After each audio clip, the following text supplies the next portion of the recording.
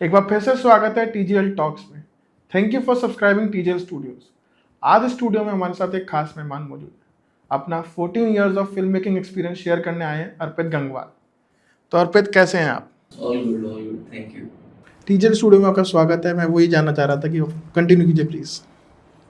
हाँ मतलब काफ़ी एक्साइटिंग है यार अपने आप में ये। और मुझे पहले भी कई बार 2-3 बार पॉडकास्ट के लिए बोला गया, बट मैंने मना कर दिया था बिकॉज जो पॉडकास्ट फॉर्मेट है वो कंस्ट्रक्टिव कॉन्वर्जेशंस के लिए होना चाहिए। अब मोस्टली अब यहाँ पे जो हो रहे हैं शहर में वो कुछ इस तरह के हैं कि जैसे वही सवाल कर लेते हैं कि आपका दिया मिर्ज़ा को लेके क्या कहना है। तो मतलब ये बहुत रैंडम क्वेश्चन है। हाँ जी।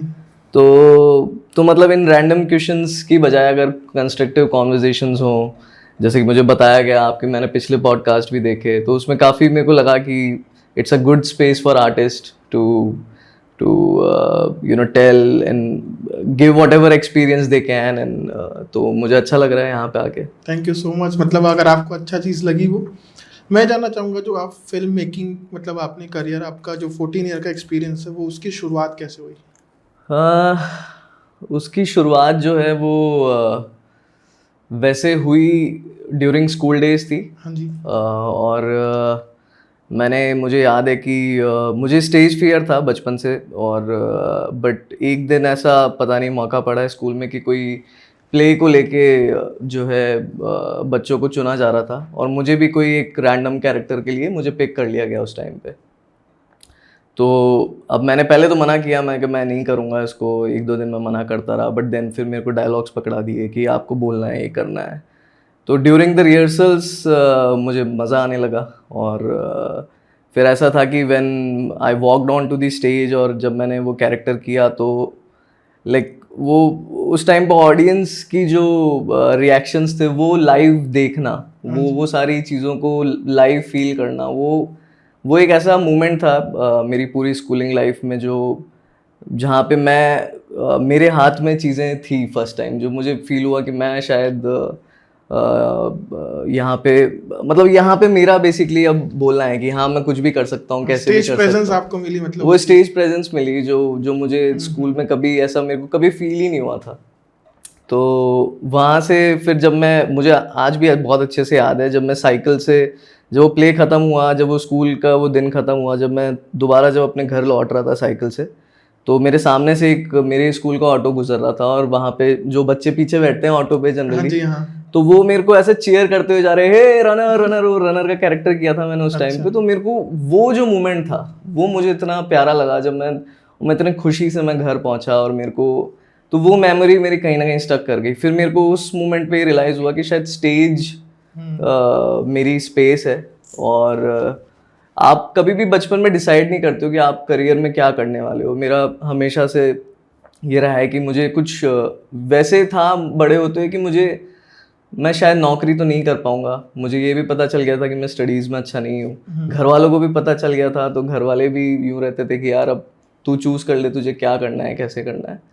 तो 12th में ऐसा हुआ कि गलती से थोड़े ठीक ठाक मार्क्स आ गए, और उस वक्त मेरे घर वालों को जहाँ लग रहा था कि मैं फ़ेल हूँगा, तो वहाँ मैं अच्छे नंबरों से पास हो गया। तो फिर मेरे लिए वहाँ पे एक थोड़ी पोजीशनिंग पॉइंट मिल गया मुझे, कि मैंने घर वालों को कहा कि यार अब मैं थोड़ा कुछ है ना अपनी पसंद का कुछ एक्सप्लोर करना चाहता हूँ।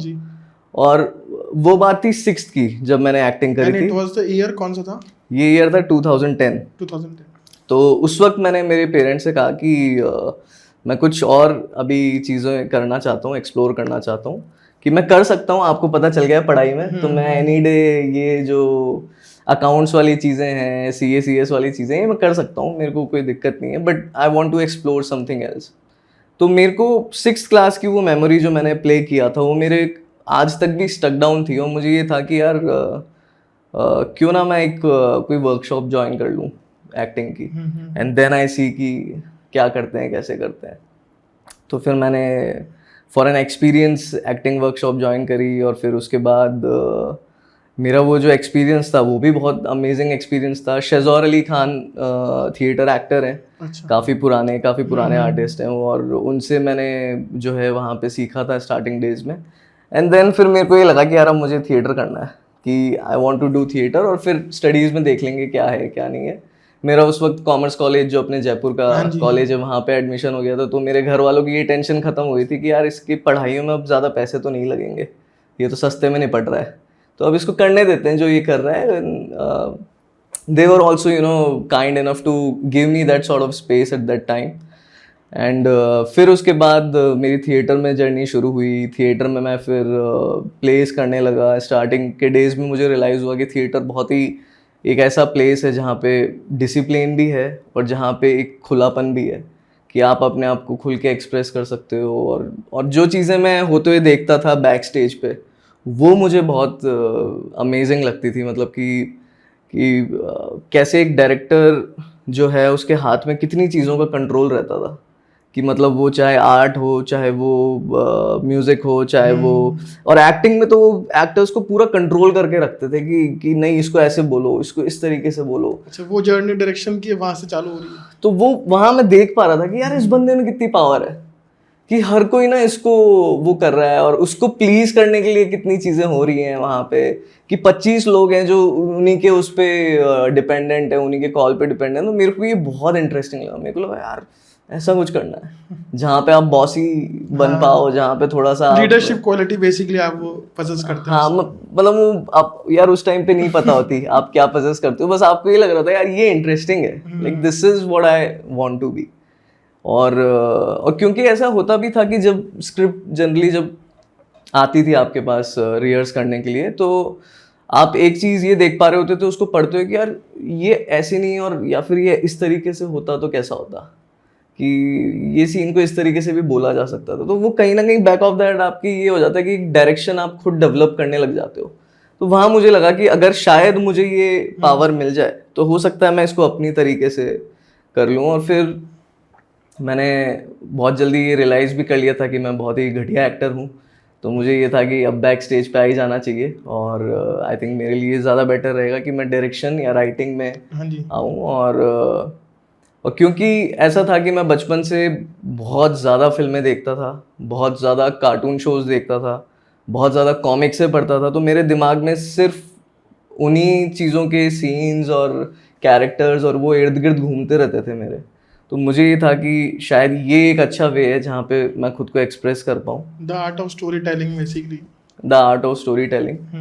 और वहीं से ही फिर मुझे थिएटर से पता चला कि NSD जैसे इंस्टीट्यूट्स होते हैं और FTI जैसे इंस्टीट्यूट्स होते हैं, बट मुझे ये भी पता चला कि उसमें एग्ज़ाम्स देने पड़ते हैं और ये सब। तो मैं कहा यार एग्ज़ाम वाले तो अपन इतने काबिल नहीं है, तो अगर कोई वर्कशॉप अगर अपने को मिल जाए तो उसके थ्रू चीज़ें हो सकती है। फिर मैंने जयपुर में कोई वर्कशॉप अटेंड करी, फिर वहाँ से मुझे कुछ लोग मिले जिन्होंने मुझे गाइड किया कि बॉम्बे में you can have a better exposure for these things. तो मैंने फिर बॉम्बे में एक वर्कशॉप ज्वाइन करी, जो कि एक घर में ही एक सर थे, एक मतलब FTI अभी भी हैं, वो FTI से पास आउट थे वो, और अतनु विश्वास नाम है उनका। और उन्होंने आई थिंक गोरेगांव से आगे कौन सी जगह आती है, गोरेगांव के बाद कौन सी जगह आती है, तो गोरेगांव के आसपास ही उनका मतलब ईस्ट की तरफ उनका फ्लैट था जहाँ पे वो वर्कशॉप कराते थे। मलाड, गोरेगांव के बाद मलाड आता है हाँ, पहले आता है मलाड इस तरफ से देखे तो। हाँ, ओशीवारा, यस, ओशीवारा के आसपास। तो मतलब उस तरफ उनका बिम्बिसार नगर उनकी वो जगह थी जहाँ मुझे वो भी बहुत अच्छे से याद है। तो वहाँ पे मैं उनके घर पे जाता था। डायरेक्शन और राइटिंग के मैंने बहुत सारे ऐसे पॉइंटर्स सीखे उनसे। महीने 2 महीने उनकी वर्कशॉप रही। तो वहाँ से फिर मुझे पता चला कि it's a very different science, कि मैं इसको बहुत रैंडम समझ रहा था। मेरे को ये लग रहा था कि फिल्म मेकिंग एकदम लाइक उठाया कैमरा और चल दो, वो वैसा नहीं होता। And there is a process, there is a professionalism that is involve in it. और वहाँ से मुझे फिर बहुत आइडिया लगा and then I started my journey from there.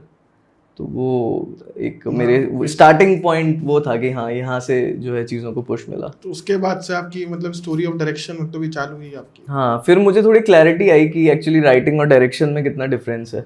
और फिर मुझे ये था कि अब मुझे डायरेक्शन वाले पार्ट में मुझे ज़्यादा इंटरेस्ट था। तो मुझे ये था कि अगर राइटिंग में इतना सीख लूँ कि मैं खुद के लिए स्क्रीन प्ले लिख सकूँ, तो उतना मैं कहीं ना कहीं स्ट्रक्चर कर पा रहा था चीज़ों को। फिर मुझे वहाँ सर से गाइडेंस यही मिला कि आपको असिस्ट करना पड़ेगा, that's the first process. Assist करके then you create networks around your you understand the process, मतलब बेसिकली जो फिल्म हाँ, मेकिंग प्रोसेस है वो समझते हो। बिल्कुल। मैं बॉम्बे में रहते हुए उस चीज़ को उनसे समझा। तो फिर बॉम्बे में जिनके साथ मैं पढ़ रहा था सर के वहाँ पे, उन्होंने ही मेरी हेल्प करी मेरे को पहला गिग दिलवाने में। तो मैं बालाजी टेलीफिल्म से स्टार्ट हाँ, किया। मेरा क्वेश्चन था, मतलब नेक्स्ट बालाजी टेलीफिल्म्स को लेकर बताइए प्लीज कंटिन्यू। तो वो बहुत ही मज़ेदार एक्सपीरियंस था। हाँ। मैं बॉम्बे ऐसा था कि मैं करीब करीब एक तरीके से फुल टाइम ही आ चुका था। बालाजी टेलीफिल्म्स का जो गिग है मेरे को मेरे फ्रेंड ने ही दिलवाया, जो जिनके साथ मैंने वर्कशॉप ली थी मुंबई में। हाँ जी। और मुझे बहुत अच्छे से याद है कि मैं बहुत लंबा समय हो गया था मेरे को बॉम्बे में, जब मुझे कोई काम नहीं मिल रहा था और मुझे प्रोसेस भी नहीं पता थी कि कैसे जाएं, कैसे काम मांगे, क्या है, मतलब प्रोसेस क्या होती है, कोई बताने वाला था ही नहीं। तो फिर ऐसा हुआ कि मैंने एक दिन रैंडमली कॉल किया उन्हें कि मैं क्या यार आपको याद हूँ क्या, मैं अपन लोग साथ में पढ़ते थे और ऐसे से। अरे भाई बिल्कुल याद, वो बिल्कुल मुंबईया वाले, वो जूलियस नाम है उनका। He is still a very very like he is still in touch with me, very kind human being. And he was currently working at that time in a TV show. तो उन्होंने कहा कि हाँ यार तू आजा ना, कि तू आजा कल से आजा, कि तेरा मैं करवा देता हूँ एज एन असिस्टेंट वहाँ पे। मैं कहा आ जाऊँ मैं। तो फिर हाँ, तो फिर क्या होता है कि जब अच्छा आपके पास जब बॉम्बे में काम नहीं होता और जब डेली जब घर वालों के आपके पास कॉल आते हैं हालचाल पूछने के लिए कि कैसा चल रहा है, क्या चल रहा है, तो ना बहुत लंबे टाइम तक ऐसा होता है कि आप उनको कह रहे होते हो कि हाँ चीज़ें प्रोसेस में हैं, हाँ उधर बातचीत चल रही है, ऐसा वैसा। बट फिर एक पॉइंट आता है जब घर वाले समझ जाते हैं आपकी आवाज़ सुन के कि चीज़ें सही नहीं चल रही। और उस वक्त घर वालों को ये था कि यार तू क्यों परेशान हो रहा है, आजा, कोई हाँ, बात मतलब नहीं उनको कि ब्लफ नहीं कर सकते। हाँ कितने दिन तक करोगे। बट फिर वो एक दिन ऐसा आया जब और मैं, जबकि मैं मेरे साथ ऐसा था कि यार पता नहीं उनको कॉल करूँ नहीं करूँ, वो पहचानेंगे नहीं पहचानेंगे, और 10 चीज़ें आपके दिमाग में चलती रहती है। बट देन मैंने उस दिन किया and he randomly said yes to it कि तू आजा भाई, तेरे को कोई दिक्कत नहीं है कि तू।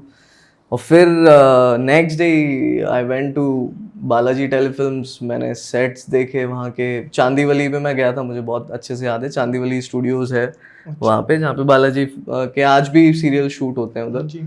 और वहाँ पे मेरा जो फर्स्ट डे का जो एक्सपीरियंस था मैं कभी नहीं भूल सकता वो। और आई थिंक मैं सबसे छोटा था वहाँ सेट पे। I was just 18 years old at that time. And वो जो एक माहौल था वो मेरे लिए बहुत ओवरवेलमिंग था। मतलब अचानक से उन एक्टर्स को देखना जिनको आप टीवी सीरियल्स में देखते हो डेली, जिनके घर वाले शोज़ देखते हैं और वो वैसे करके, और अचानक से उनको एकदम सामने देखना, और वो सारी लाइट्स और वो सारा क्रू, वो सब कुछ देखना एक ऐसा एक्सपीरियंस था कि वो बहुत ही ब्रेथ टेकिंग था। वो डे वन में तो मुझे कुछ समझ ही नहीं आ रहा था कि क्या चल रहा है, कैसे चल रहा है। But then at the end of the day one मेरे जो दोस्त थे उन्होंने बाकी क्रू मेंबर्स से मिलवाया और मुझे बताया कि भाई वो डिपार्टमेंट्स होते हैं अलग अलग, वो समझने में बहुत टाइम लग जाता है। बहुत टाइम लग जाता है, क्योंकि क्या होता था कि जैसे आर्ट का डिपार्टमेंट है, अब वो क्या दो जने कुर्सी उठा के इधर से उधर रख रहे हैं, तो मैंने भी उनकी हेल्प कराने के लिए मैं कहा यार ये बेचारे इतनी भारी भारी कर रहे हैं, तो मैं उठाने लगा।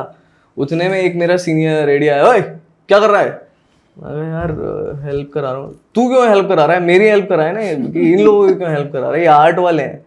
तो मैं कहा तो बोले ये कि ये सबके डिपार्टमेंट है। फिर आर्ट वाले बोले भैया आप जाओ ना, अपना काम करो, हम कर लेंगे भाई, तुम अभी गालियाँ खाओगे। तो मैं शुरू के 30-40 दिन तो यार मैंने गालियाँ ही खाई है वहाँ पे, because I had no clue ये चीज़ें कैसे चल रही थी, क्या चल रही थी। But then slowly you understand कि प्रोसेस है धीरे-धीरे कि हाउ दिस।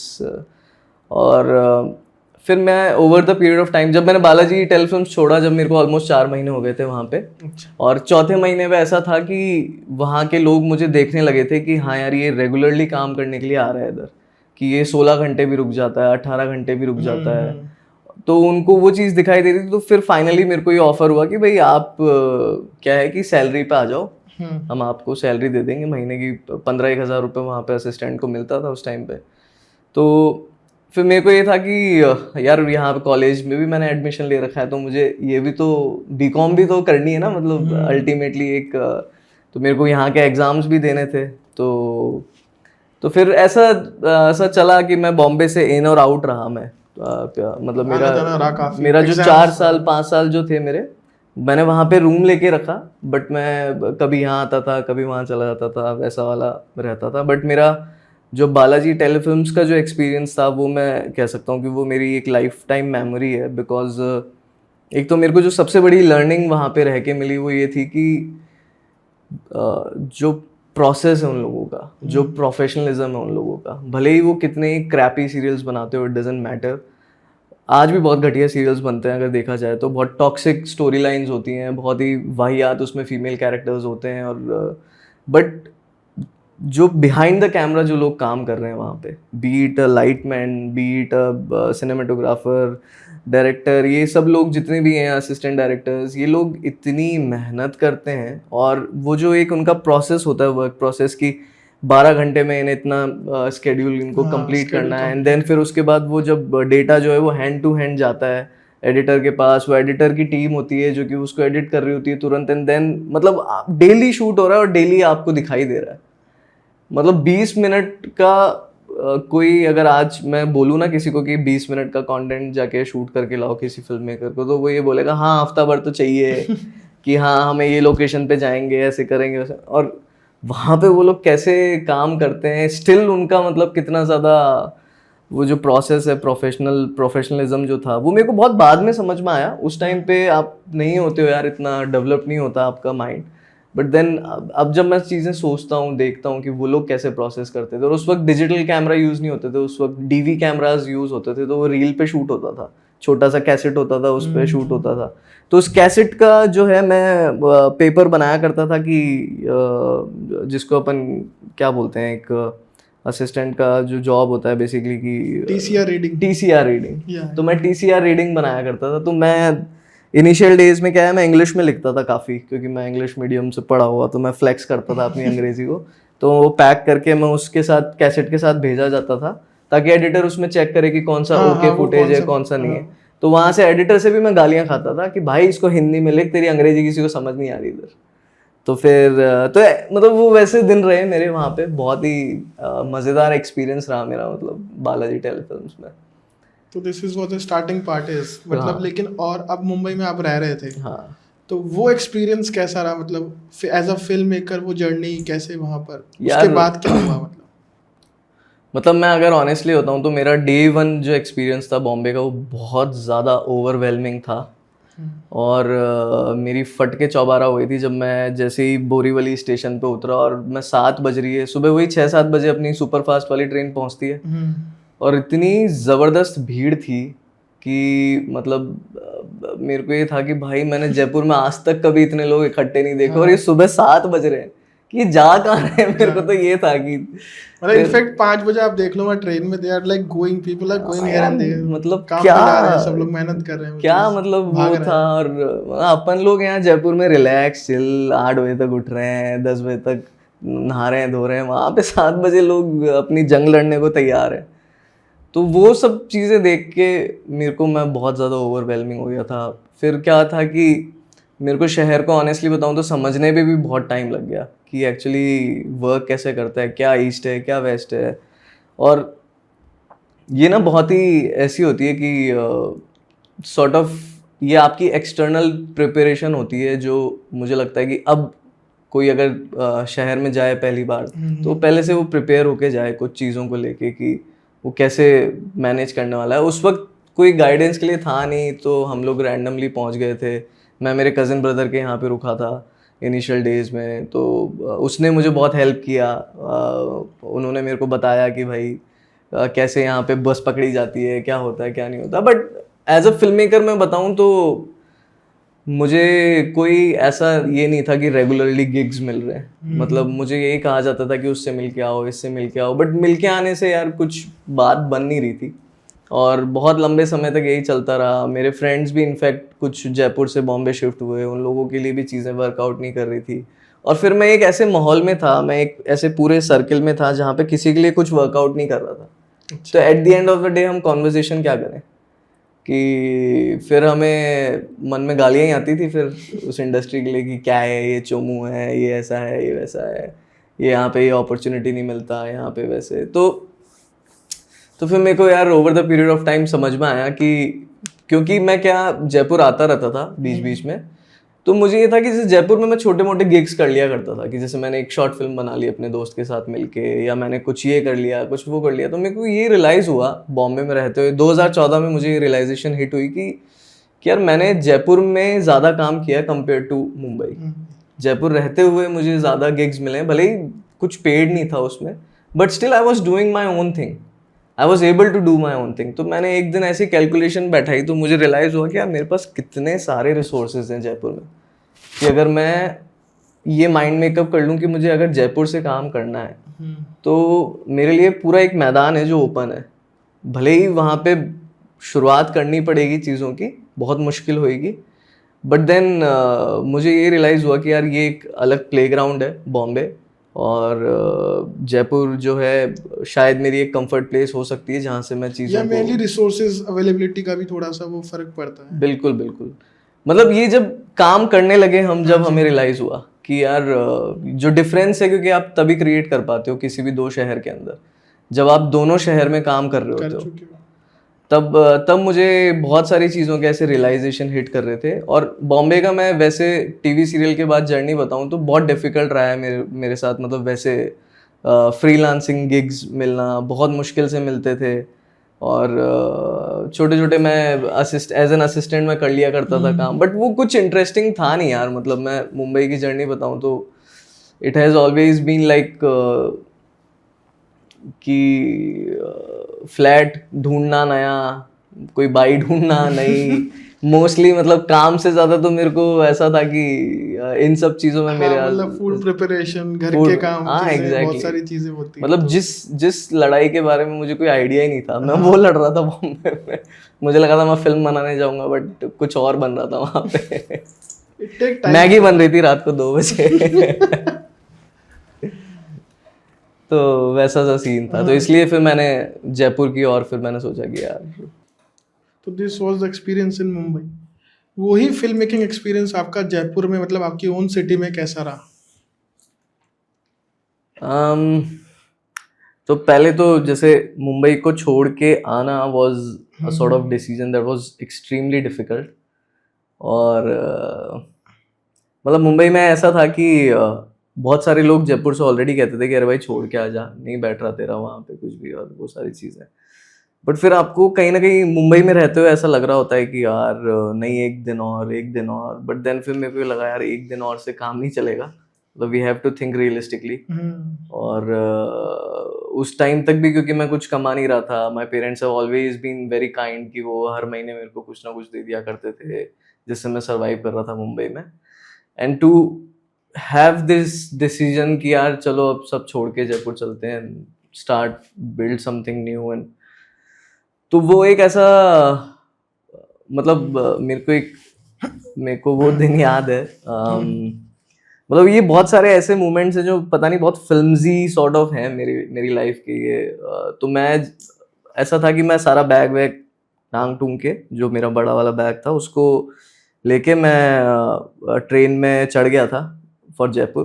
और तो उस वक्त मेरे एक फ्रेंड है, उसका रैंडमली मेरे पास कॉल आया, ट्रेन आधे रास्ते निकल चुकी थी और मतलब ट्रेन बोर्ड कर चुकी थी। हाँ, तो जयपुर से मेरा फ्रेंड था, तो उसने मेरे को कॉल किया कि अरे यार अर्पित कहाँ पे है। तो अच्छा, वो जब भी मेरे को कॉल करता था हर महीने 2 महीने में, तो मैं उसको हमेशा ही कहता था कि जयपुर हूँ। तो वो मेरा मजा लेता था कि यार तू जयपुर ही रहता है क्या, तू तो बोल रहा है तू बॉम्बे रहता है, तू जयपुर रहता है बॉम्बे रहता है। तो मेरे को ये था आपकी बार भी नहीं सब। मैं कहा भाई बॉम्बे हूँ यार, बता कहीं बिजी था, जस्ट दिखाने के लिए कि हाँ भाई मैं कहीं बॉम्बे में काम कर रहा हूँ।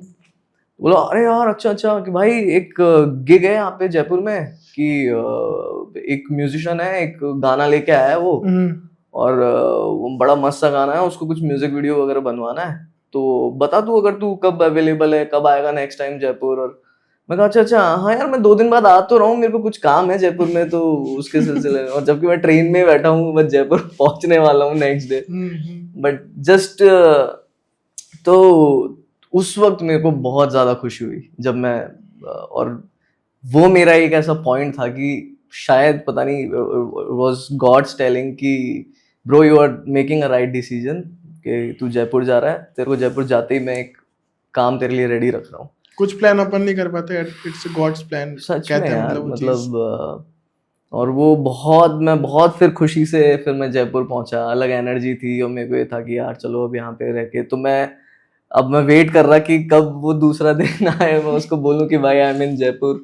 तो फिर मैंने उसको कॉल किया नेक्स्ट डे, फिर नेक्स्ट डे हम मिले। तो अब जिस म्यूजिशियन की मैं बात कर रहा हूँ वो आज मेरा बहुत अच्छा दोस्त है, गौरव तिवारी नाम है उसका, और उसके बैंड का नाम है ड्रीम नोट। तो ड्रीम नोट बैंड के कुछ एक गाने हैं जो बहुत पॉपुलर हुए over the period of time. तो उस वक्त जो पहला म्यूजिक वीडियो था ड्रीम नोट का, वो हम लोगों ने ही मिलके बनाया साथ में। और वो म्यूजिक वीडियो की भी एक ऐसी जर्नी थी कि it is a film in itself. वो जो हमने उस टाइम पे रहते हुए जो चीजें करी, द प्रोसेस 2014 में रहते हुए, और 2010 से 2014 के बीच में मुझे जो एक चीज की रियलाइजेशन थी वो ये था कि मेरे को फ्रेमिंग करना, मुझे वो एक फिल्म की चीजों वाली डेवलप करना, एस्थेटिक डेवलप करना, वो थोड़े बहुत कहीं ना कहीं आ गए थे मेरे को। और मतलब मुझे कैमरा चलाना आज तक नहीं आता, बट मुझे इतना जरूर बताना आता था कि यार मेरे को शॉट कैसा चाहिए, या वो विजुअली मैं अब बिल्ड करने लग गया था चीजों को। थोड़ा बहुत एडिटिंग भी मैंने उसी बीच में सीख लिया था खुद से ही। तो फिर मेरे को ये था कि यार ये गाना बहुत अच्छा है और इस पे एक बहुत आउटस्टैंडिंग सा म्यूजिक वीडियो बनाते हैं। पहली बात तो मेरे को विश्वास ही नहीं हुआ कि जयपुर में किसी ने बनाया है इस उस लेवल के सॉन्ग को। तो वो सिंगर को यही कह रहा था, भाई ये तुमने ही गाया है क्या? ऐसा लग रहा है कोई अरिजीत सिंह ने गाया हो यार, भाई बहुत अच्छा गाया तुमने। तो सॉन्ग अवेलेबल है अभी? वो बिल्कुल अवेलेबल है, तो उसकी लिंक हम डाल देंगे डिस्क्रिप्शन में, लोग देखें उसको। बिल्कुल बिल्कुल। वो हमारा एक ऐसा काम है जिस पे अब हम देखते हैं तो बहुत सारी ऐसी मेमोरीज रिकॉल होती है, बहुत हंसी भी आती है कि हम क्या कर रहे थे। बट वो प्रोसेस जो होता है वो एंजॉय करते हो। वही वो एंजॉय करते हो। और उस टाइम पे हम लोग सब मतलब हम बच्चे तो अभी भी हैं यार, मतलब पर उस वक्त हमारी जो एक एनर्जी थी साथ में कुछ क्रिएट करने की, उस वक्त जो विजन जो हम लोग देखने लग गए थे चीजों के लिए, जयपुर में हम ये कर देंगे वो कर देंगे, और ड्यूरिंग द प्रोसेस हम बहुत सारी चीजें। तो ऐसा हुआ कि जैसे अब वो एज अ क्लाइंट मेरे पास आया, गौरव तिवारी, और उसने मुझे ये बताया कि भैया हमारे पास ये बजट है, इस बजट में बन जाएगा क्या? हाँ यार बन जाएगा, कोई दिक्कत नहीं है, ऐसे करके बोला। अगला पैसे भी दे रहा है यार बनाने के, तो ये तो मतलब। तो फिर मैंने घर वालों को बताया कि यार पापा मेरे को ऐसे ऐसे गिग मिला है, ये वो। बोले वेरी गुड यार। तो अब हमने इस पे कॉन्सेप्चुलाइजेशन जब हमने करना शुरू किया तो हमें फिर रियलाइज हो गया यार ये तो बजट से थोड़ा डबल जा रहा है, इस पे तो और पैसे लगेंगे अगर इसको वैसे बनाना है। तो मैंने उनसे पूछा गौरव से कि यार गाइस तुम लोग थोड़ा बढ़ा सकते हो क्या इसमें? बोले भैया यार ये तो लॉस था, हम लोग तो हाथ खड़े कर रखे हैं ऐसे वैसे।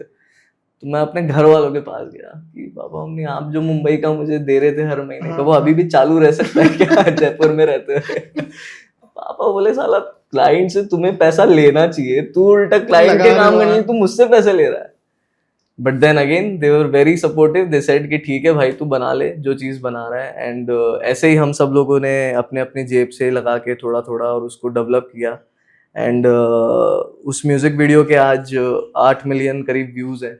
अच्छा। और वो ऑर्गेनिकली बहुत आगे निकल गया था। उसके लिसनर्स जो थे उस टाइम पे पाकिस्तान से बहुत सारे लिसनर्स उसके बन गए थे। तो मेरे पास पर्सनली मैसेजेस आते थे, डायरेक्टर के पास मैंने कभी नहीं देखा म्यूजिक वीडियो के लिए मैसेज आता हुआ कि आपने बहुत अच्छा काम किया है। और वहाँ के जो पाकिस्तान के यंग जो भी क्राउड था वो लोग को इतना पसंद आया कि उन्होंने वही म्यूजिक वीडियो को इमिटेट किया वहां पे खुद से। अच्छा, रीमेक किया as it is frame by frame उन लोगों ने रीमेक किया, हमें लिंक भेज रहे हो। तो मतलब इट वाज समथिंग, वो हमारे लिए वो एक दरवाजे ओपन करने जैसा था कि हमें ये रियलाइज हुआ कि यार जयपुर में रह के चीजें की जा सकती।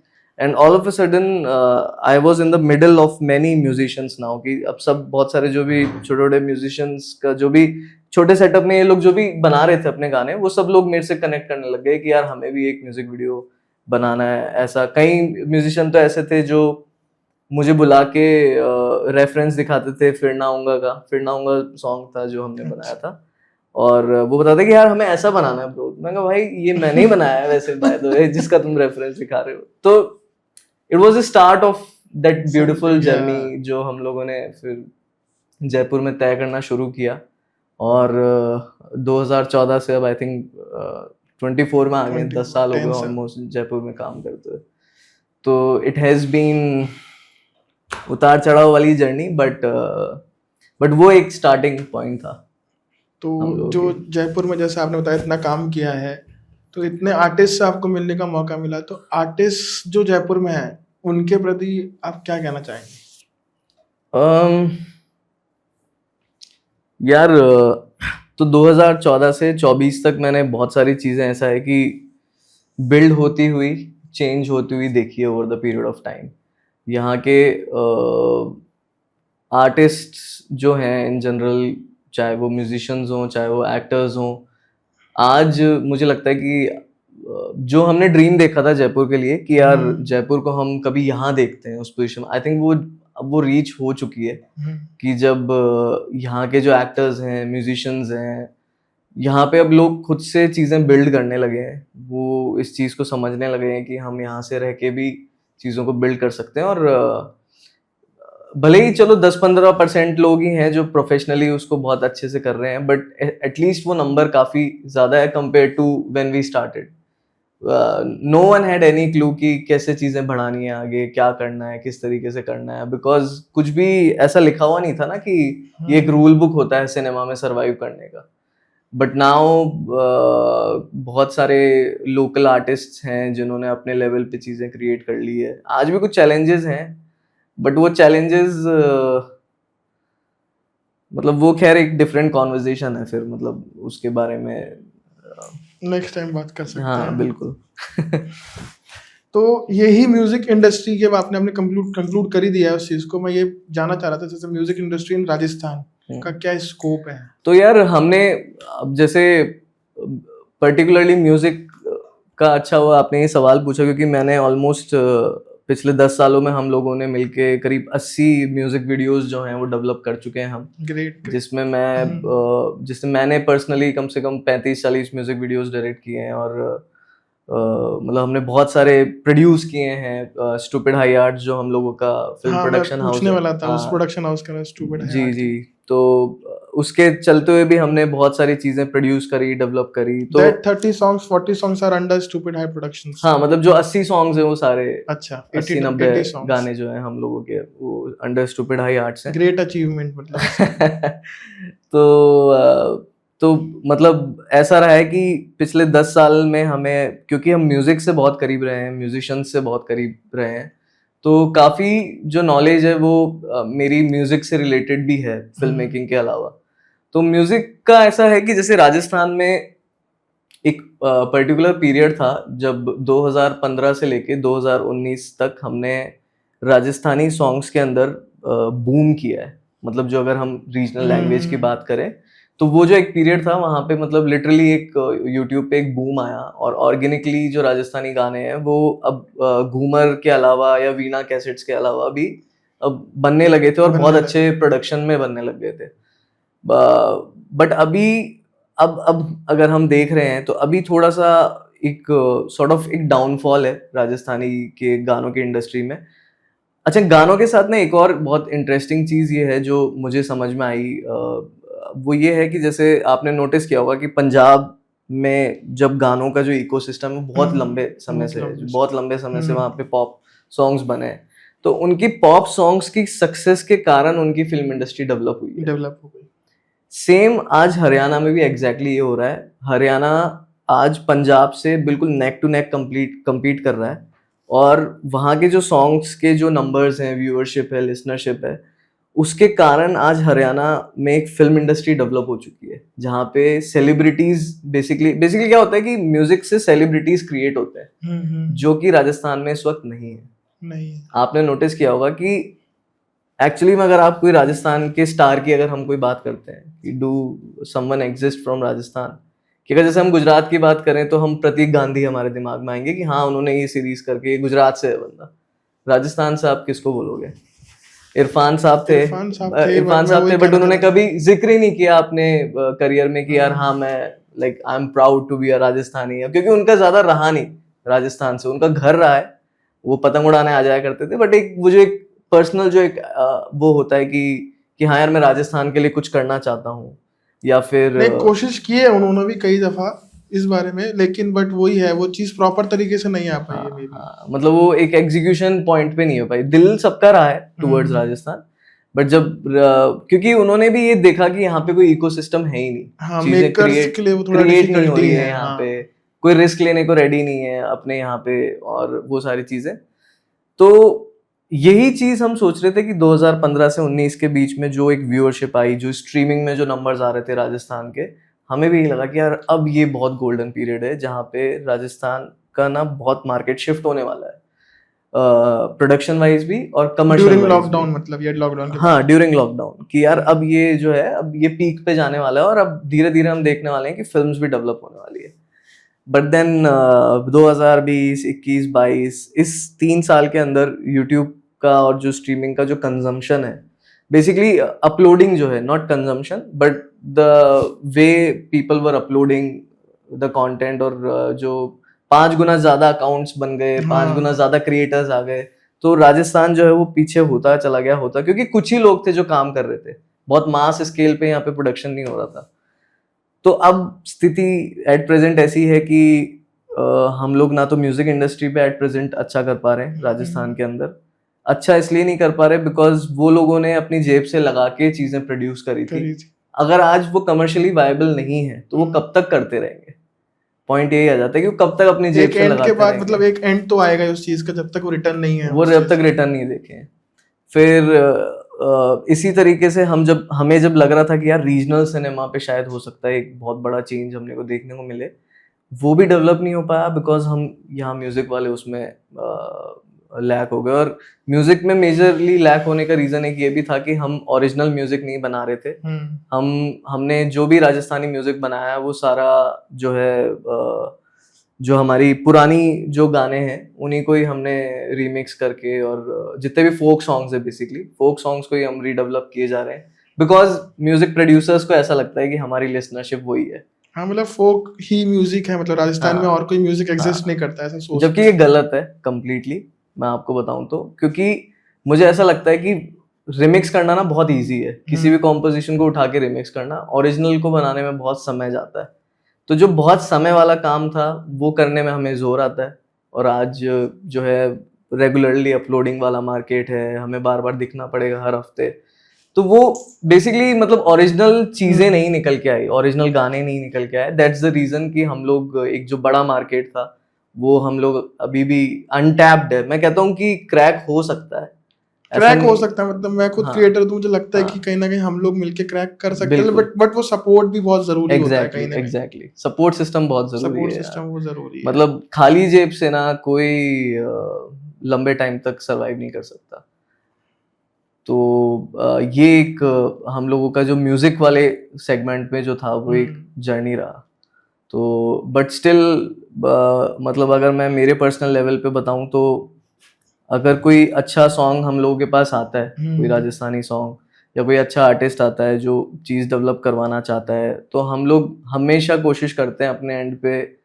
हमने वैसे भी बहुत सारे ऐसे म्यूजिक वीडियोस हैं जो हमने लाइक विदाउट एनी फीस और हमने डेवलप किए हैं, क्योंकि हमें ये था कि यार उनका इंटेंशन जो है टुवर्ड्स राजस्थान है, तो उस इंटेंशन से मैं भी ताल्लुकात रखता हूं। मतलब उस चीज क्योंकि मेरे को ये लगता है कि यार अगर मैं जिस शहर में रह के अगर मैं शहर के लिए कुछ कर सकूं तो वो मेरे लिए यार करियर का हाईलाइट होगा। मतलब 100 मिलियन आ जाना या 500 मिलियन आ जाना, अगर उससे मेरा कोई फायदा नहीं हो रहा या एक कम्युनिटी का कोई फायदा नहीं हो रहा 100 मिलियन 500 मिलियन से, तो वो नंबर फिर नंबर ही है। तो बस ये एक थॉट रहा है हमेशा से। और ये प्रोडक्शन हाउस जो स्टूपिड हाई आर्ट्स है वो भी उसी एक थॉट से ही ओपन किया गया कि वही पर्पस है उसका बेसिक। हम लोग चाहते थे कि चीजें थोड़ी सी प्रोफेशनली डेवलप हो, क्योंकि मैंने हर तरीके से काम करके देख लिया था कि मतलब कम टीम में 3 जनों में रहते हुए, 5 जनों में रहते हुए, 10 जनों में रहते हुए, तो फिर जब क्रू धीरे धीरे बढ़ रहा था तो हमें रियलाइज हुआ कि एक सर्टेन डिसिप्लिन जरूरी है, एक सर्टेन प्रोफेशनलिज्म जरूरी है। तो वहां से फिर हमने ये एक चीज पिक करी कि यार now we want to create a production house, full fledged production house जो चीजों को बहुत प्रोफेशनली डेवलप करे। ऐसे लोग जो मेल्स पे बातचीत करें, ऐसे लोग जो रेगुलरली फोन कॉल्स उठाएं, ऐसे लोग जो डेडलाइन मिस ना करें।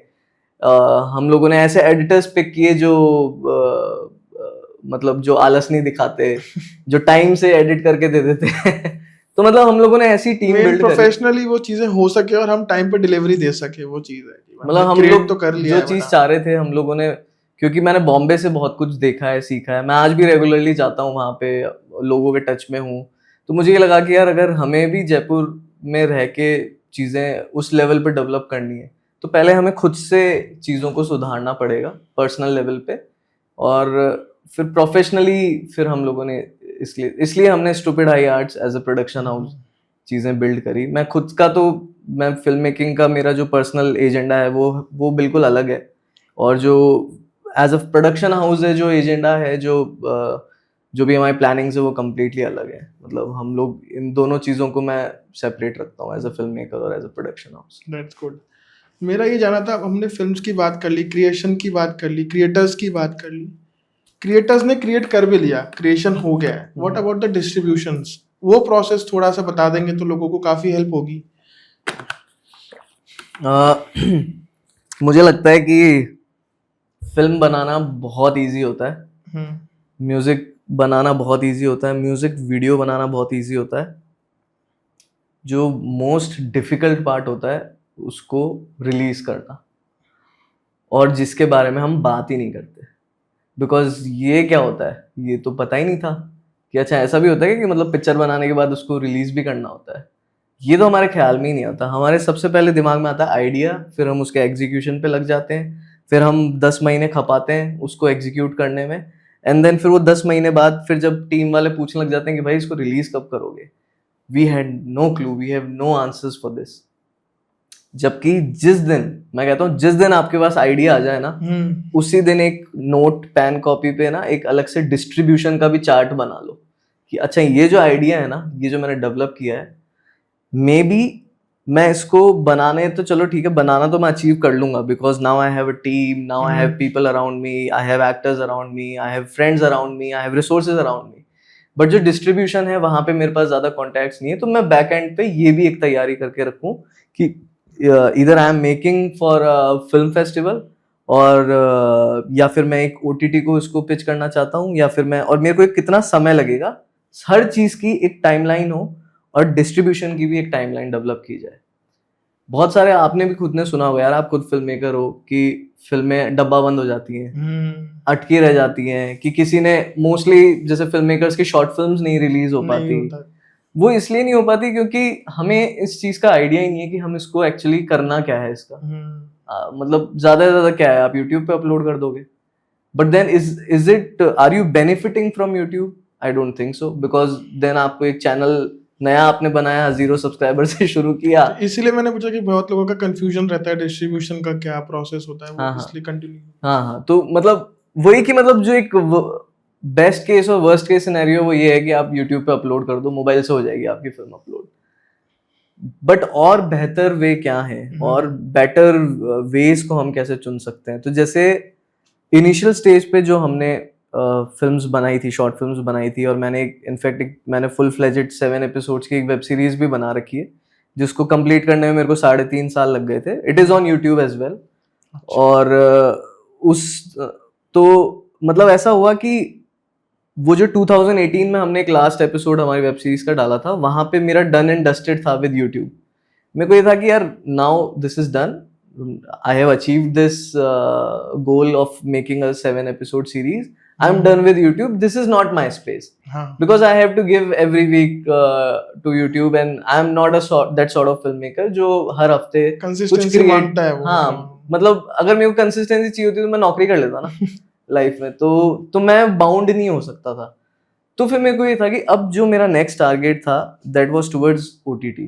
जब नेटफ्लिक्स ने अनाउंसमेंट कर दिया था, वो लोग आ गए थे यहाँ पे, एंड Amazon आ रहा था, एंड देन फिर अलग अलग ऐसे सुनने में आ रही थी ओटीटी वर्ड जो है उस वक्त गूंज रहा था, and then TVF was making, मतलब उन्होंने खुद का एक वेबसाइट बना लिया था, TVF प्ले। तो फिर मेरे को रियलाइज हुआ कि यार नाउ नेक्स्ट क्या, क्योंकि मेरे लिए तो पहले तो हमेशा से 70 mm स्क्रीन, यार अपन तो फिल्म मेकर हैं ब्रो, अपन चाहते हैं अपनी मतलब थिएटर में ही लगे फिल्म रिलीज हो। बट देन अगर आपको शॉर्ट फिल्म बनानी है या फिर आपको कुछ शॉर्ट कंटेंट बनाना है तो उसके लिए भी आपको स्पेस ढूंढनी पड़ेगी। तो फिर ऐसा हुआ कि 2020 में जब मैंने 2 शॉर्ट फिल्म्स हमने एक साथ बनाई, तो वहां पे मैंने ये डिसाइड कर लिया था कि मैं इसको यूट्यूब पे रिलीज नहीं करूंगा। ये यूट्यूब के लिए नहीं बनाई है मैंने, ये मैंने OTT के लिए बनाई है, and I will make sure कि बेस्ट से बेस्ट OTT पे ही रिलीज हुए। तो वो एक जो जर्नी थी एज अ फिल्म मेकर, वो मैंने करी। तो हमने शॉर्ट फिल्म बनाने से पहले ही मुझे लकीली एक दीपांकर प्रकाश है फिल्म मेकर, अपने यहीं जयपुर से, is a very talented film maker. तो उस दौरान मेरी दीपांकर भाई से मुलाकात हो रही थी रेगुलरली, एंड हम लोग काफ़ी अच्छे, मतलब हम लोगों ने कॉन्वर्जेशंस करी इन सारी चीज़ों पे कि किस तरीके से चीज़ें होती है, क्या होती है, बिकॉज वो 10 साल 12 साल बॉम्बे रहे हैं। हाँ जी। तो उनका जो एक्सपीरियंस है towards Bombay, towards distribution, towards working with known actors and everything, वो काफ़ी ज़्यादा था। तो वो मेरे लिए ऐसा था कि ये अभी मेरा लर्निंग स्कूल है, हाँ, इनसे मैं जितना समझ सकता हूँ समझ लूँ। तो उन्होंने मेरे को उस वक्त डिस्ट्रीब्यूशन की गणित थोड़ी बहुत समझाई कि किस तरीके से क्या होता है, and because of him we cracked Disney plus Hotstar.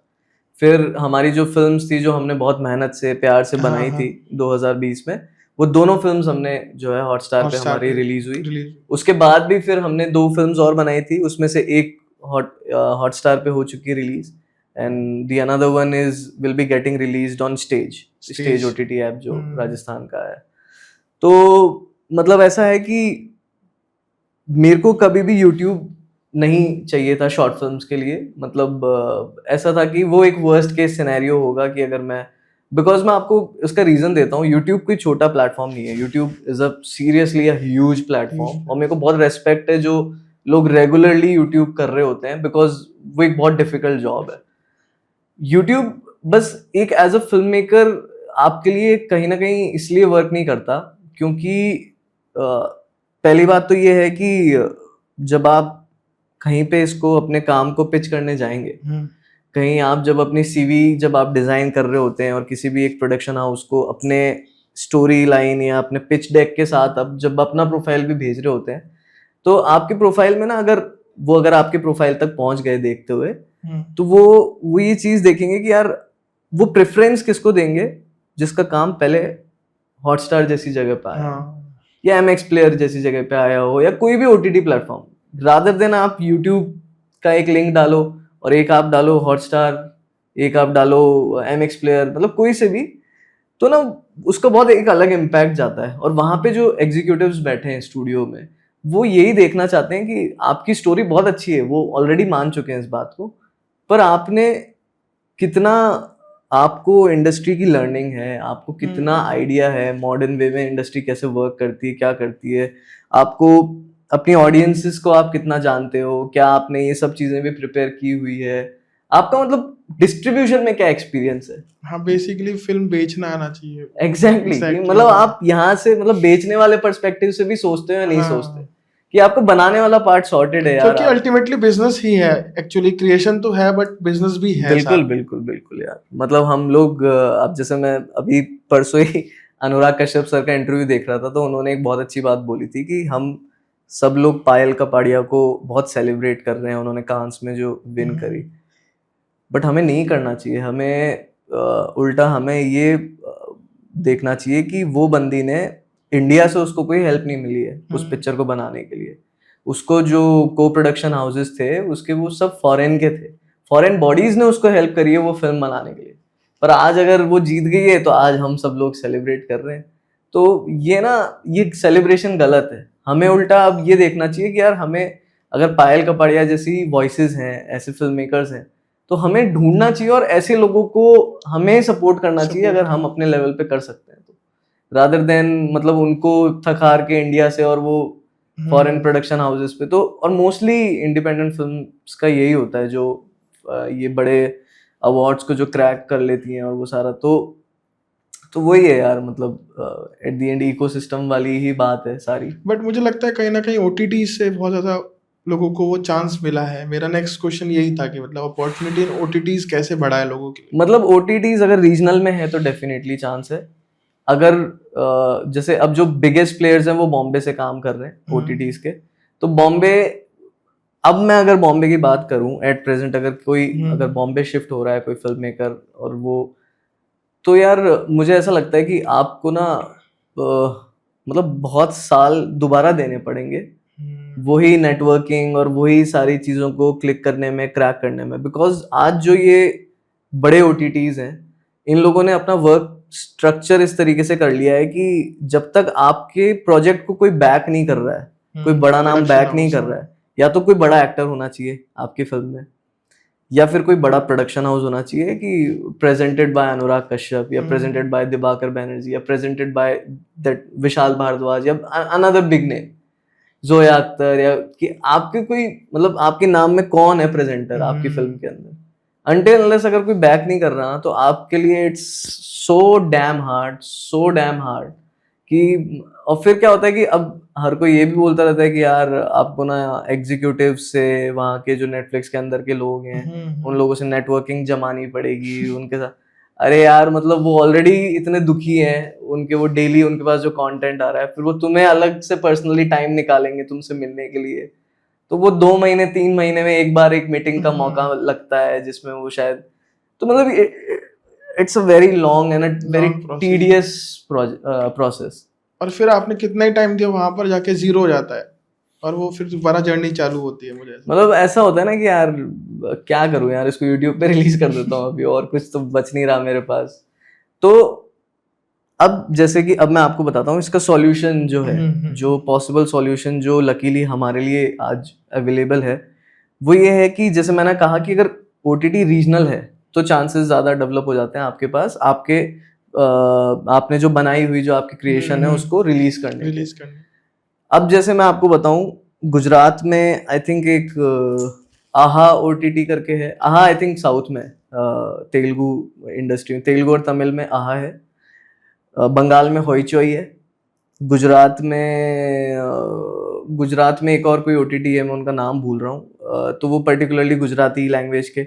ऐसे ही मराठी में भी एक लोकल वहाँ पे OTT प्लेयर्स हैं, और अब भोजपुरी में भी आने वाले हैं बहुत जल्द OTT। जो अब ये क्या हो रहा है कि जो भी जैसे पंजाब में चौपाल है, हरियाणा राजस्थान में स्टेज है, तो अब यहाँ पे ये एक चीज क्या हो गई है कि अब regional industry sort of open हो गया है, और यहाँ पे हम लोगों के लिए जो अपॉर्चुनिटीज है वो अब फाइनली अब ऐसा लग रहा है कि वो सॉर्ट ऑफ मिल रही है, ओपन हो गई है कि मतलब, पर अभी भी बहुत सारे प्रॉब्लम्स हैं, जैसे बजट से रिलेटेड प्रॉब्लम्स हैं और बहुत लो बजट्स हैं बहुत वो, बट एटलीस्ट यार जिस टाइम पे हमारे पास कोई भी नहीं था, आज एटलीस्ट कोई तो है जहाँ से जिनके साथ मिलके हम काम कर सकते हैं, जिनके साथ मिलके हम शायद, और क्या पता यार कि कल को अगर स्टेज जैसा एप्लीकेशन, चौपाल जैसे एप्लीकेशन, ये लोग अगर कल को उस लेवल पे पहुंच जाएं कि ये लोग प्रॉफिटेबिलिटी बना लें, बड़े बन जाएं, बिग प्लेयर्स बन जाएं, तो आज जिनके साथ उन्होंने स्टार्टिंग में काम किया है, मतलब आज हमारे पास एक एटलीस्ट एक ऑप्शन रहेगा, ऑप्शन है हमेशा की डिस्ट्रीब्यूशन, मतलब वो क्रैक हो चुका है थोड़ा बहुत कि रीजनल स्पेस में हम जा सकते हैं और वो चीजें क्रिएट हो सकती है। इसलिए मैं मतलब हैट्स ऑफ है यार, मतलब स्टेज एप्लीकेशन को इन पर्टिकुलर। मैंने जो उनके जो ओनर्स हैं, मैंने उनके सबके इंटरव्यूज देखे हैं, और उन लोगों का ना इंटेंशन बहुत अच्छा है टुवर्ड्स दैट एप्लीकेशन।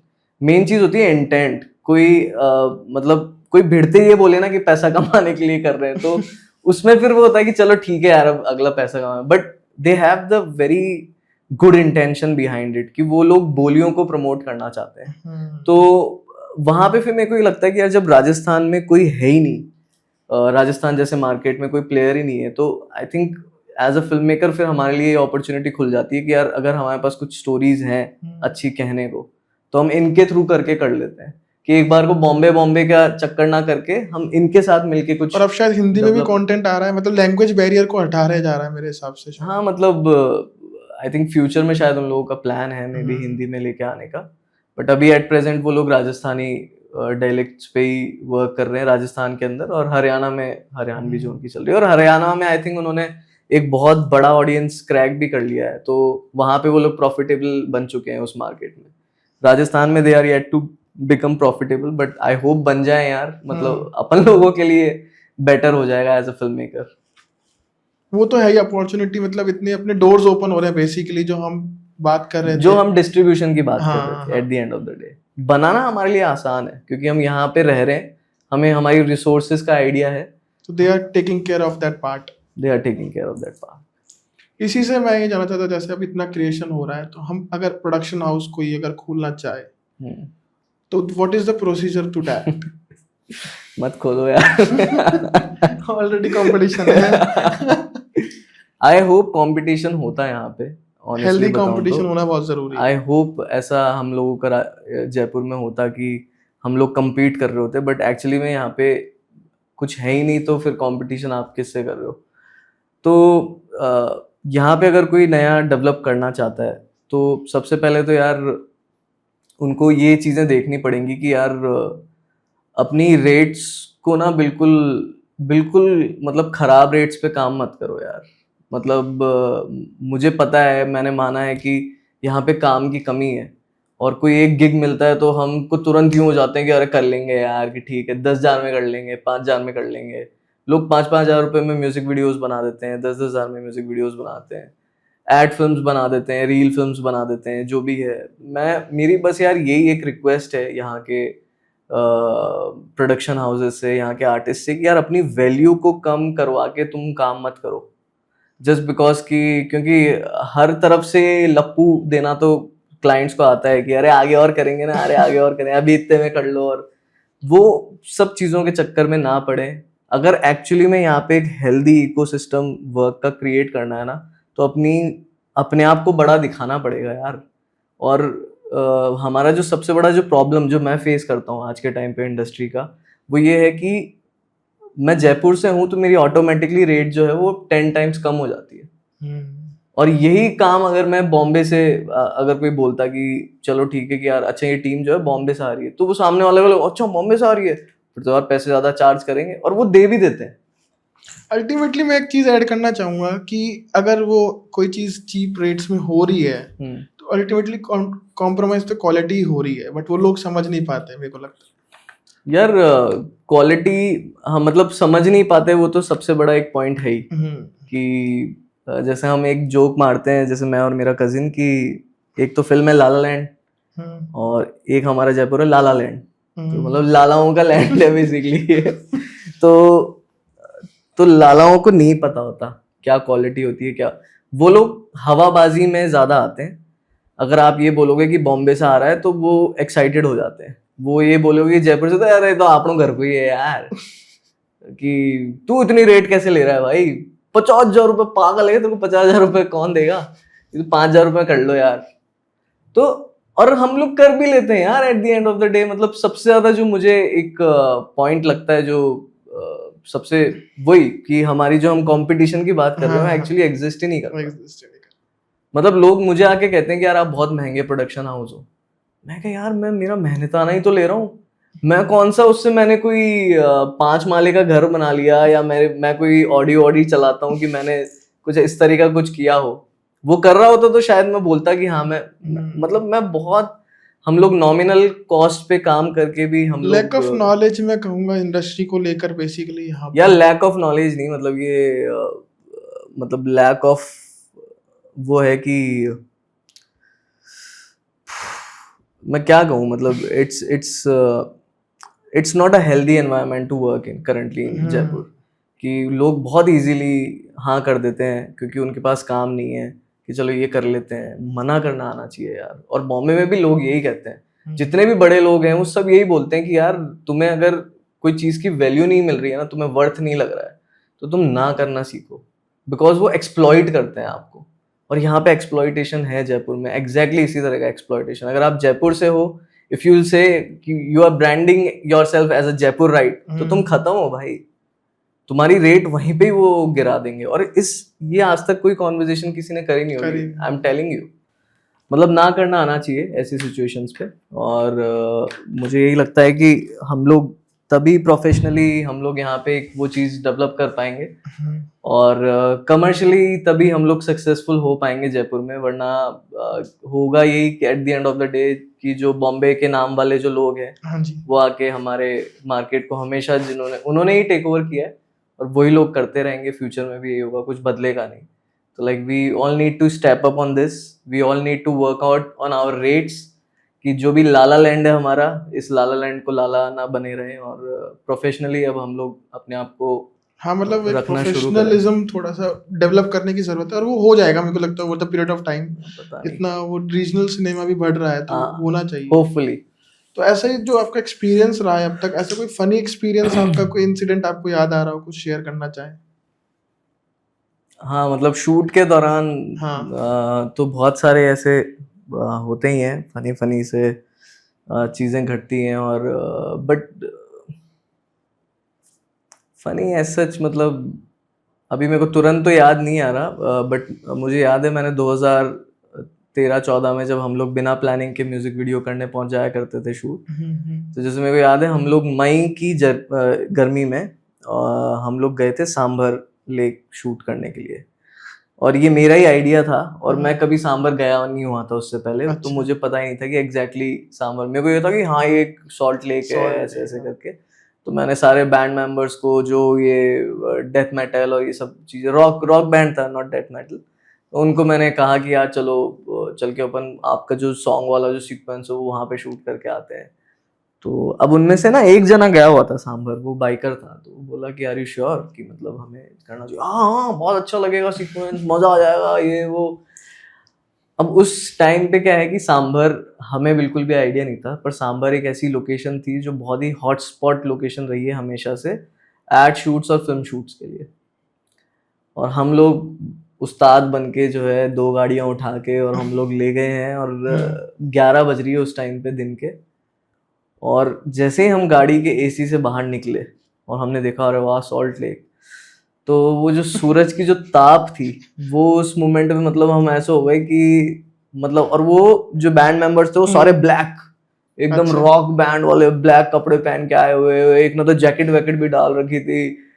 फिर वो सब एक दूसरे की शक्ल देखने लग गए, और मैं भी ये देखने लग गया कि यार अभी क्या करें यार, ये तो बहुत भयंकर गर्मी हो रही है। मैं इमेजिन कर रहा हूँ जैसे गेट खुला होगा, वो बाहर निकले और वो एकदम से बंद। हाँ मतलब अब क्योंकि मेरे को तो, मैं तो डायरेक्टर था, मुझे तो कैरेक्टर में रहना था मैं अपने कैरेक्टर से बाहर नहीं जा सकता था, तो मेरे को लगा हाँ यार देखो ना क्या सही माहौल है एकदम, यहाँ पे शूट करते हैं और ऐसे वैसे, और मेरा ये पसीना टपक रहा है, और हम लोग जैसे तैसे करके हम लोग गाड़ी को हमने बीच में लगाया वहां पे, जो शाकंभरी माता का मंदिर है उससे हमने 100-200 मीटर आगे गाड़ी खड़ी करी, और वहां पे हमने सेटअप जमाना शुरू किया। भयंकर गर्मी, उस जैसे ही हम फर्स्ट टेक लेना हमने जब शुरू किया, तो हमें मंदिर की तरफ से कुछ गालियों की आवाजें आने लगी, छोरो। और एक माता जी थी, वो आते यूं धीरे धीरे चलते आ रही है और वो गालियां देते आ रही है, गधों ये वो कुत्ते कमीनों। यार क्या हो गया अचानक से, मतलब एक्शन बोला था, ये ऐसा एक्शन कैसे हो रहा है मतलब उस साइड से। तो वो आ रही है और वो फिर हम देख रहे हैं यार ये अपने को ही बोल रही है क्या, यार अपने अलावा तो कोई है भी नहीं, शायद अपने को ही बोल रही होगी। फिर उतने में ही 2 लड़के और आ गए वहां से मंदिर से, और फिर वो आके और हमें देख रहे कि ये कौन है, नमूने हैं, कहाँ से आए हैं, कि वो पूछे कि भाई कौन सा शूट करना आए हो, कौन सा प्रोडक्शन हाउस से हो। प्रोडक्शन हाउस से हो, ये कैसे सवाल कर रहे हैं भाई सांबर में, मतलब ये क्या है। फिर हमें रियलाइज हुआ कि भाई साहब यहाँ तो खेल ही अलग है, यहाँ की शूटिंग परमिशंस लेनी पड़ती है, यहाँ पे ऐसा होता है वैसा होता है। और वो ड्यूरिंग मतलब सब वो बेचारे खड़े हैं अपना गिटार लेके, वो एक तो ड्रमर है जो बैठा है कि भाई कब शूट शुरू करेंगे, और यहाँ पे मैं उनसे वो सारी कॉन्वर्जेशन कर रहा हूँ कि अच्छा अच्छा ये वो, कि अब बताओ क्या करें, अब हम तो आ गए, अब हम जा भी नहीं सकते ऐसे। तो फिर 1000-2000 रुपए दे के उनको वहां से फ्री किया, और हम लोग, तो मतलब ये एक एक्सपीरियंस था सांबर का। उसके बाद शायद मैंने कभी शूट नहीं किया वहां पे उसके अलावा हम लोगों ने इजी लोकेशंस पे शूट किया जो हमें एक्सेस में हो, और बाकी तो हाँ ये सब चीजें चलती रहती है। मतलब जयपुर में जब आप जुगाड़ से शूट कर रहे होते हो तो कहीं ना कहीं से कुछ ना कुछ प्रॉब्लम आ जाती है, कभी पुलिस वाले आ जाते हैं, कभी फॉरेस्ट डिपार्टमेंट वाले आ जाते हैं, कभी कोई हमारा कैमरा ले जाता है पुलिस थाने में, कभी हमारे बंदों को बंद कर देते हैं थाने में। तो इट्स लाइक नॉर्मल स्टफ, अब वो बिल्कुल नॉर्मल हो चुका है। मतलब ये हमारी एक जो, बट वो स्टार्टिंग में तो जर्नी, मतलब ये चीज एक्सपीरियंस हुई है, और वो तब जाके हाँ समझते हैं कि परमिशंस क्या होती तब है। जाके पता चलता है कि अच्छा कोई लाइन प्रोड्यूसर होता है, उसको हायर करना पड़ता है जो आपकी परमिशंस को सेट कराता है। तो ये सब लात घुसे खाने से ही समझ में आती है ये सब चीजें, कि अच्छा ये भी डिपार्टमेंट्स होते हैं फिल्म्स के। कोई funny client experience, funny client experience, funny client expectation. क्या मेरे सारे क्लाइंट्स देख रहे होंगे ये, तो कोई भी experience रहने मतलब- देते हैं, लेट्स स्किप दिस। नहीं तो we will not take the names ना। नहीं नहीं, उनको समझ में आ जाएगा, सब पर्सनली लेंगे वो। यार एक्सपेक्टेशंस तो सबकी हाई रहती है, वही मतलब अपन जो मीम्स देखते हैं, जोक्स देखते हैं कि 10 रुपए में दे एक्सपेक्ट कि अपन अवतार बना देंगे। तो वो वैसा नहीं होता, तो इट्स यूजुअल स्टफ यार, it's usual with every client. तो या तो इसी से फिर हम क्लोजर्स पे चलते क्वेश्चन पे। तो मेरा लास्ट क्वेश्चन ये है कि आपकी सम ऑफ द फेवरेट फिल्म्स आप कुछ बताना चाहेंगे, लोगों को सजेस्ट करना चाहेंगे, आपकी पर्सनल फेवरेट कौन सी है? मेरी जो पर्सनल फेवरेट है ऑल टाइम वो द डार्क नाइट है, bye Christopher Nolan. Christopher Nolan, और अमेजिंग फिल्म, वही ट्रायो जो है बेसिकली। हाँ, ट्रिलॉजी जो है पूरी उनकी।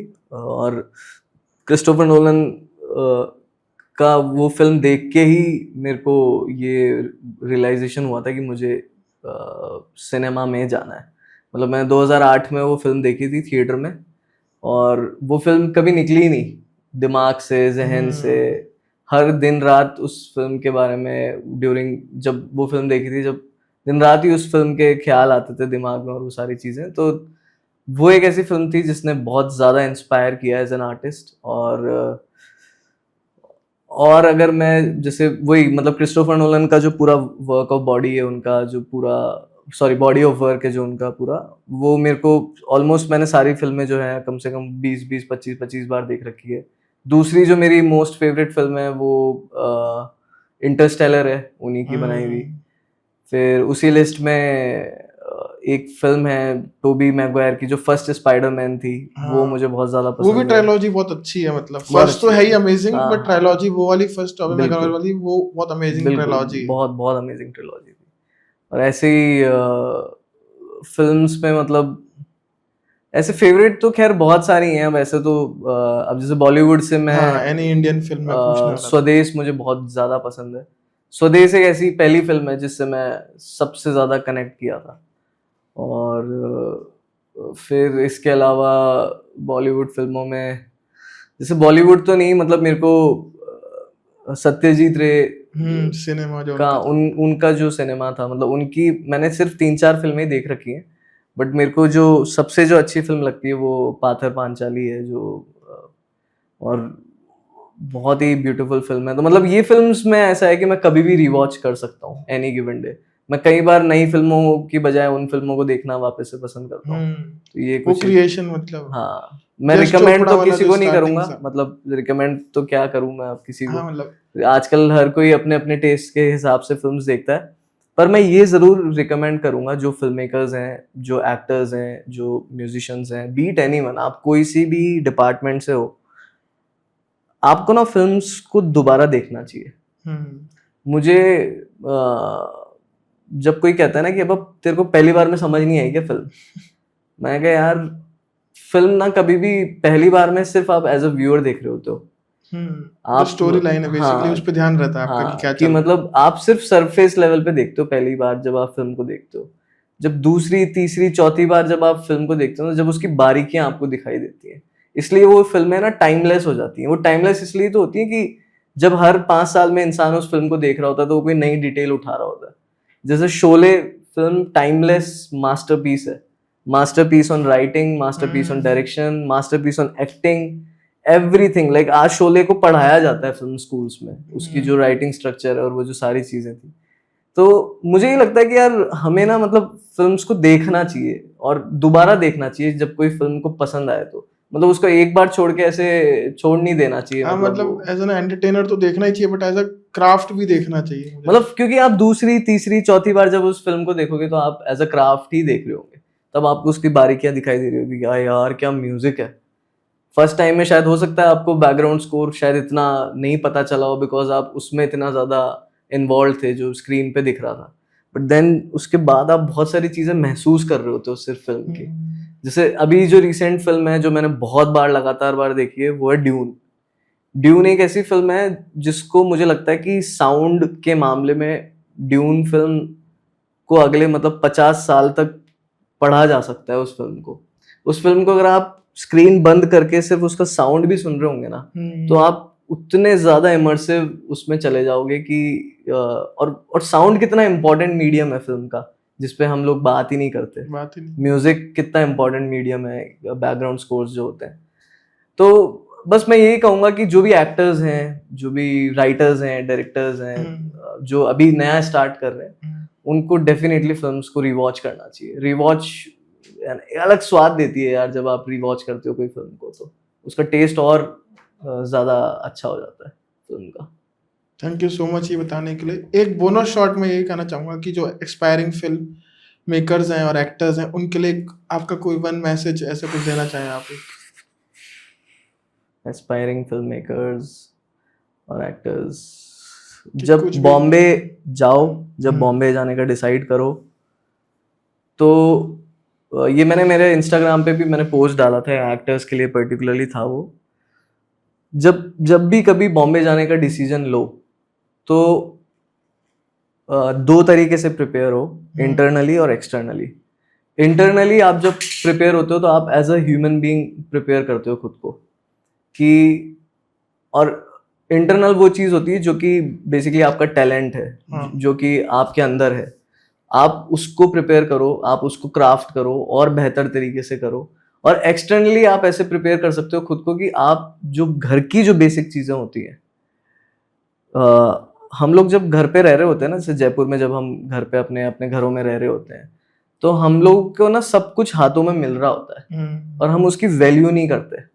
तो आज से ना उस चीज़ की वैल्यू करना शुरू कर दो, क्योंकि जब बॉम्बे में जाओगे ना तब भूख लगेगी, तब कोई हाथ में नहीं पकड़ाएगा।